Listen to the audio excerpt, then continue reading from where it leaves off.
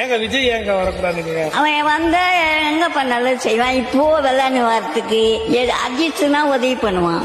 ரஜினி எல்லாம் சும்மா பணம் சம்பாதிக்கதான் அலையுமா.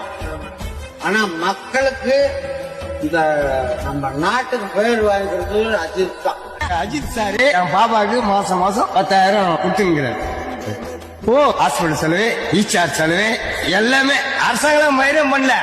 Basically, I mean, I don't believe in publicizing. பிறந்த ஊருக்கு புகழச்சேரு, வளர்ந்து நாட்டுக்கு பெருமை தேடு. பிறந்த ஊருக்கு புகழச்சேரு, வளர்ந்து நாட்டுக்கு பெருமை தேடு.